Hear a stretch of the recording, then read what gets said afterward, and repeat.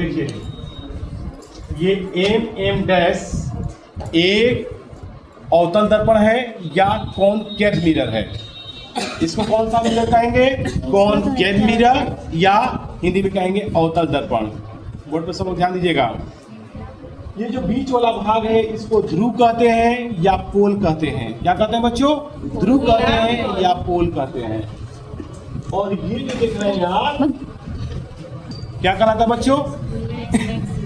Main axis या मुख्य अक्ष है। हिंदी में क्या कहते हैं इसको? मेन एक्सिस या मुख्य अक्ष है।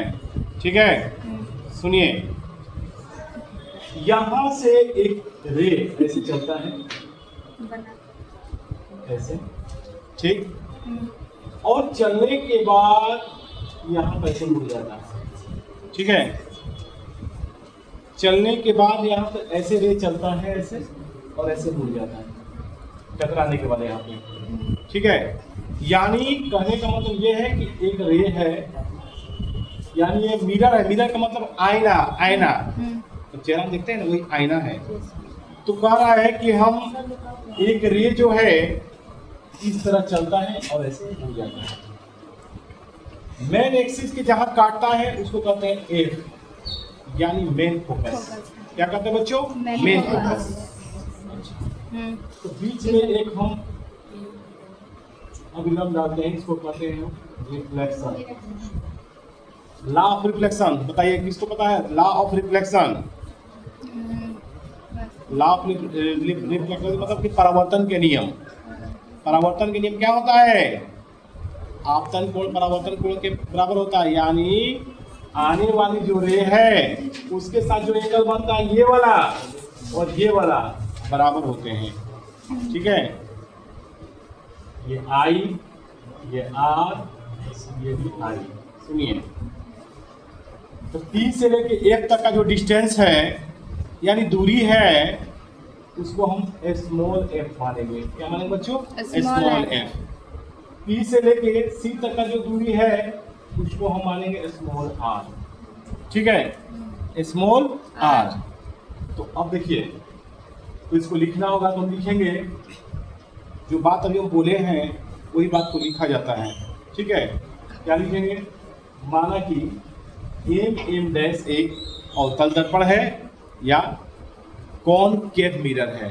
एम डैश एक अवतल दर्पण है या कॉनकेव मिरर है, जिसका ध्रुव यानी ये पोल, ध्रुव का कहते हैं पोल, P है, इसका सेंटर यानी वक्रता केंद्र C है, मुख्य अक्ष यानी मेन एक्सिस PC है। मैं जो बात बोल रहा हूँ सबको इंग्लिश में ही बता रहा हूँ आपको। इसका दोनों नाम है, हिंदी में बता रहा हूँ, इंग्लिश में ही बता रहा हूँ इसका क्या नाम है। ठीक है, एक रे जो है सीधा यहाँ से ऐसे चलता है और ऐसा रिफ्लेक्शन होने के बाद ए पर ऐसे लौट आता है। ठीक है, जब ऐसा होता है तो ये एंगल और ये एंगल बराबर होते हैं। क्या होते हैं? बराबर। इसी बात को मैं लिख रहा हूँ, जो बात अभी बोले हैं वही लिखेंगे। ठीक है, लिखेंगे माना कि यानी लेट एम डैश एक अवतल दर्पण है, अवतल दर्पण है, ठीक, जिसका ध्रुव ध्रुव का मतलब पोल P है। इसको ध्रुव कहते हैं या पोल कहते हैं। ध्रुव P है,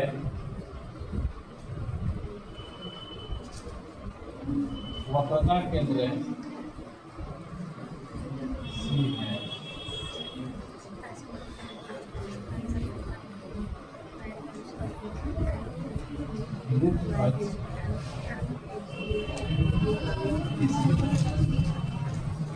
ठीक है।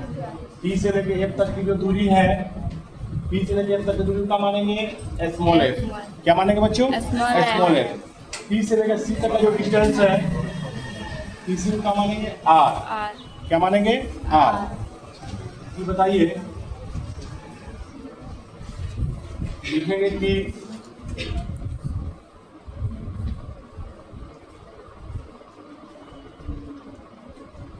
परावर्तन के नियम से, लॉ ऑफ रिफ्लेक्शन, परावर्तन के नियम से क्या होता है, बड़ा इंपॉर्टेंट क्वेश्चन है।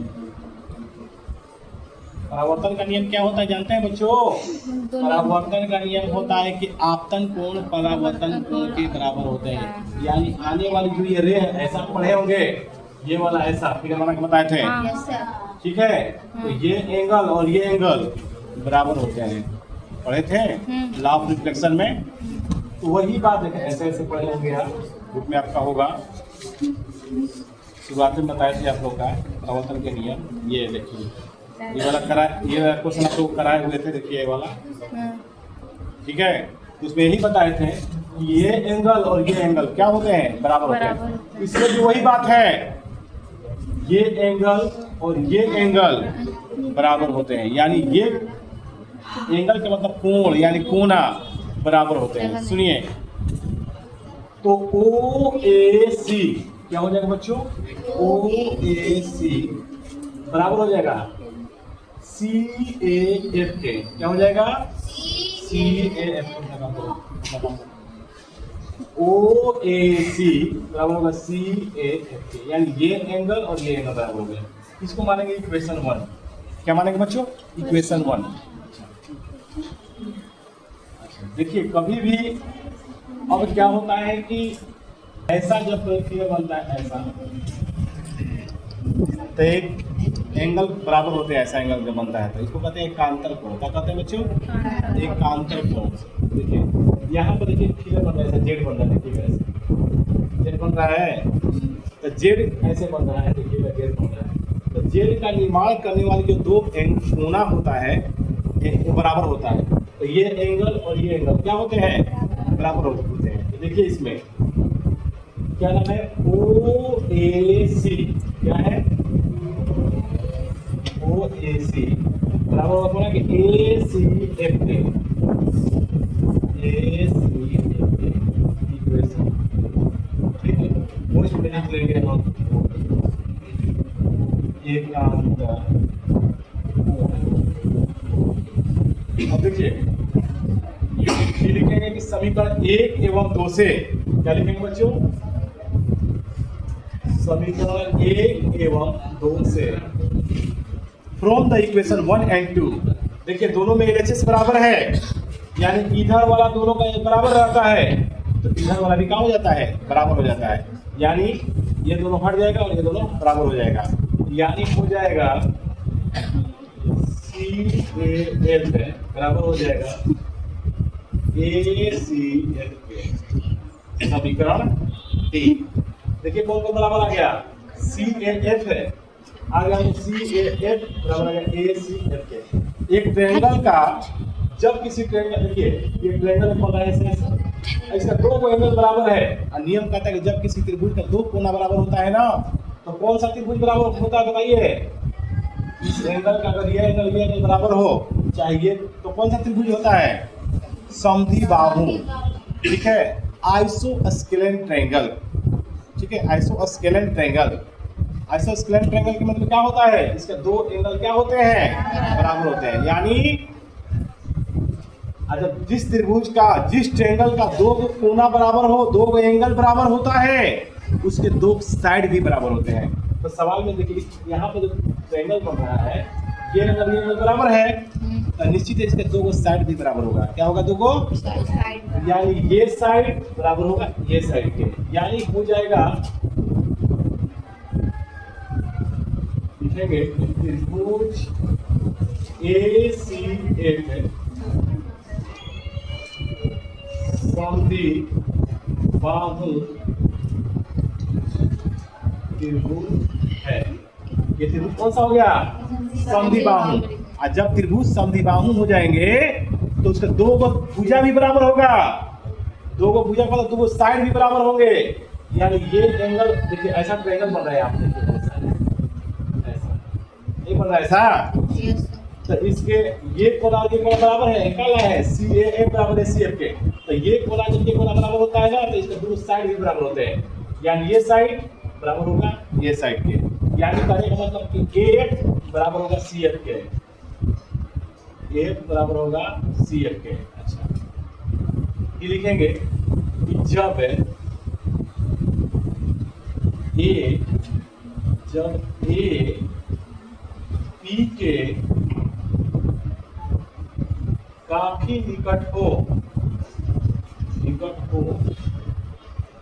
तब कहने का मतलब ये है कि दो, देखिए हरी वाला ये दूरी और ये दूरी जब नाप होता है तब बराबर होता है। ऐसे देखिए दो को ऐसे कलम देखिएगा ऐसे, तो ऐसे नहीं पता चलेगा कि कौन बराबर है कौन नहीं है। ऐसे अगर ऐसे पता चलेगा बराबर है नहीं, जब इसको हम ऐसे ले आएंगे यहाँ पे तब पता चलेगा हाँ बराबर है ना जी। तो वही बात कह रहा है यहाँ पर भी, कह रहा है कि जब हम ए को पी के पास लाते हैं तो ये दूरी और ये दूरी क्या हो जाता है, बराबर हो जाता है। अर्थात ए एफ बराबर हो जाएगा पी एफ के। इसको मानते हैं समीकरण 4, इसको मानते हैं समीकरण 5। नियम बताया ना कि जब दोनों का LHS बराबर होगा तो RHS भी बराबर हो जाता है, यानी दोनों का एफ दोनों तरफ है तो आई बराबर ये हो जाएगा, यानी हो जाएगा समीकरण 1 समीकरण 4 एवं 5 से 4 एवं 5 से मतलब दोनों का LHS बराबर है, RHS बराबर हो जाएगा। यानी हेलने वाला बराबर होता है तो हेलने वाला भी बराबर हो जाता है, यानी हो जाएगा CF बराबर PF। समीकरण 6 CF बराबर PF का मतलब क्या हुआ कि ये दूरी और ये दूरी बराबर आ गया। क्या आ गया जी, बराबर आ गया। यानी C से लेकर F तक की दूरी और F से लेकर P तक की दूरी बराबर आ गया। अब लिखेंगे हम PC बराबर CF प्लस PF।